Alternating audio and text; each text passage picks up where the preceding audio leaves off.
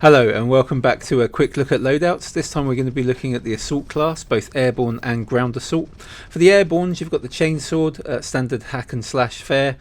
Then there's the power axe. That's more useful if you're going up against tanks or other vehicles. Repair kits and crack comes as standard on those. And then you've got the power sword, more for taking down infantry, although it can do damage to tanks, more of that later. No grenades on that one because it's a little more powerful than the chainsword. Let's take a look at some of them in game. So the first thing to talk about is melee attacks. You've got a quick attack which you can chain together. You've got a heavy attack, takes a little while to charge up, and then you've got a defensive bash. That's what it's called. It's more of a kick now, but it used to be a bash. Also with the air assaults you've got 3 boosts on your jetpacks, but when you use them up you need to wait for them to recharge. Does mean you're a little bit vulnerable in that time. Let's have a quick look. Hacking away, they're pretty good stuff. Going to chop your foes down, but if you get into trouble make sure you fly out of there. Now there's another thing you can do as an air assault. You can do a ground slam. Here it is in action. Stuns your enemy, lets you get those chops in free of charge. But you don't need it, you can still hack people to bits willy-nilly whenever you want to. So this is the power axe loadout. It will do a lot of damage to vehicles, but we're going to have a quick look at it repairing. I don't think you get enough XP for repair, and it certainly doesn't do enough repair to the vehicle you're repairing. Lots of repairs there, repair overload. Okay, let's have a look at the ground assault for the Chaos faction. It's the Mark of Nurgle. Basically you've been blessed by Nurgle and you're just a superhuman tank now. Festering, disease-ridden tank.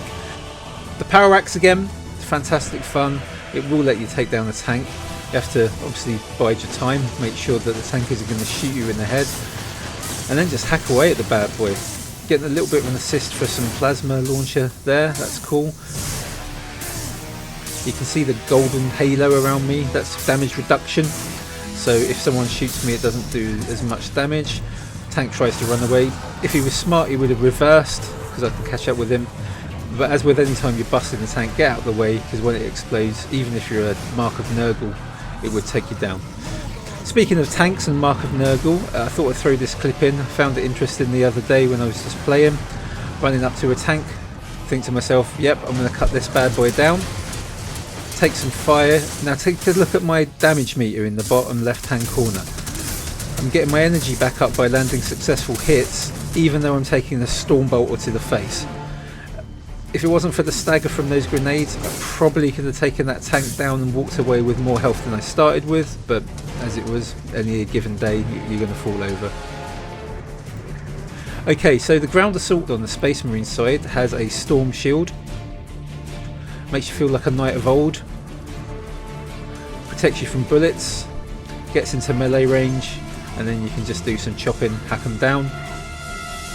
This guy doesn't like the look of it and runs for the hills basically. It's quite an effective tool. Also you can attack tanks with your power sword. It's not as much damage per second as the trusty power axe, but if you see, it is doing the job. It takes a little bit longer. You keep hacking away. You'll be repaid with 300 XP, and obviously hide from the explosion, because when that bad boy goes up it's going to do some damage.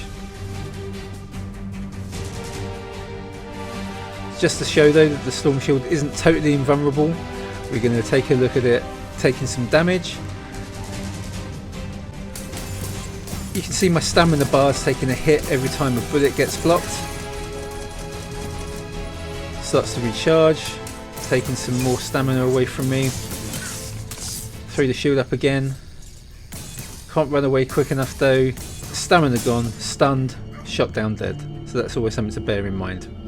Something else to bear in mind generally with melee in Eternal Crusade, it is a work in progress, but it does work on a rock paper scissors principle.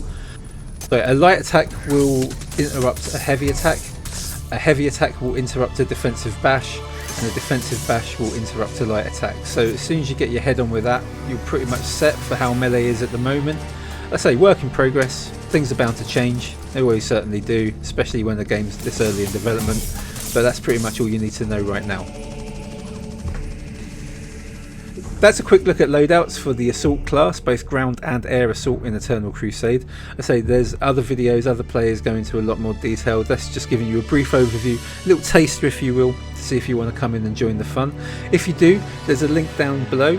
Join the Crusade, get a Founders Pack, help us test the game, help us make it better, help us make it the game you want it to be. That's kind of the feeling in the forums at the moment. Our feedback does get listened to, and we're all giving input, trying to make this the best Warhammer game that it could possibly be.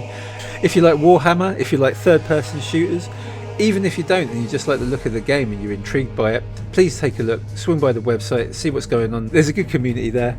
There's a good community here too, so if you like our channel and you like these videos, please like and subscribe for more.